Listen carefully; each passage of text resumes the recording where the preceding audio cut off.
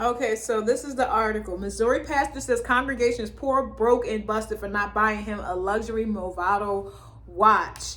Okay, a Kansas City, Missouri pastor who said the congregation is poor, broke, and busted and disgusted for not buying him a luxury Movado watch has issued an apology because it caused a whole mess on social media. So it says his name is Carlton Thunderbook, and he's a senior pastor at Church at the Well, and he issued an apology, right? And it says that he says his behavior is inexcusable, yada yada yada. And so his quote is, "Though there is context behind the content of the clip, no context will suffice to explain the hurt and anguish caused by my words." I'm sorry.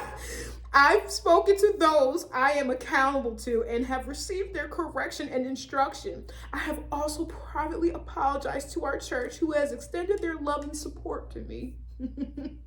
So when you read the article, I'm actually gonna put a picture right here, and this is a little dusty church in the middle of fucking nowhere, right? And it's funny because it's like, damn, if they're so broke and dusted and busted, go to a rich area. Clearly there is no money here. Look at your church. Clearly there's no money in the area, and clearly you're not investing into your church. It should not look like that. It looked like it was built in the 30s. So in the video clip of his sermon posted on TikTok, Thunderbook berates his church members for not honoring him with a Movado watch. "This is how I know you're still poor, broke, busted, and disgusted because of how you've been honoring me. Who gotta honor you? You're a grown man. I'm not worth your McDonald's money. I'm not worth your Red Lobster money. I ain't worth your St.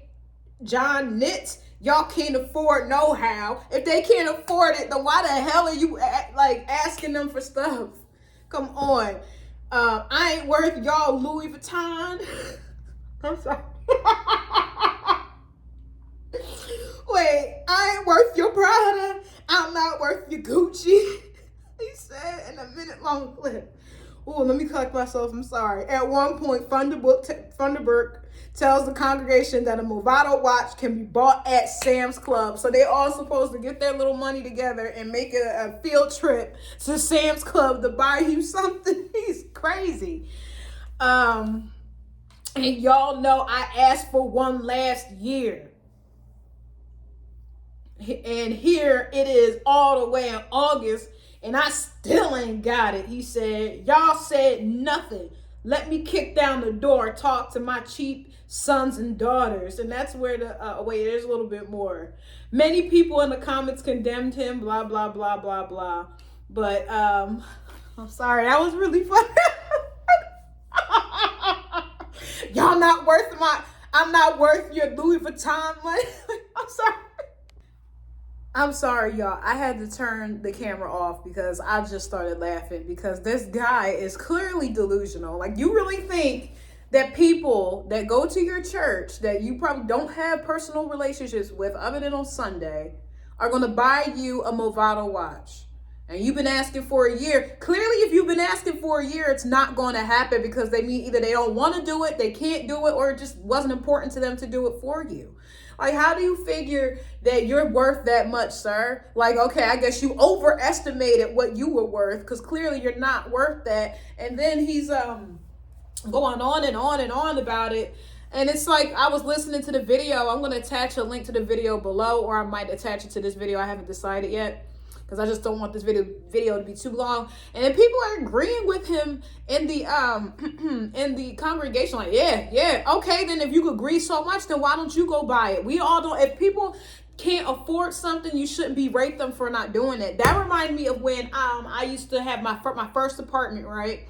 My landlord was a pastor and she was a woman, but you know, women, if you're a real Christian, you know, women are not supposed to be pastors. But anyway, she had a church in her home, and she invited me to go to her sermon. And make a long story short, I actually gonna make a video about this. To make a long story short, she had the little collection basket go around, and I didn't put anything in there. When it got back to her, she berated me in front of everybody.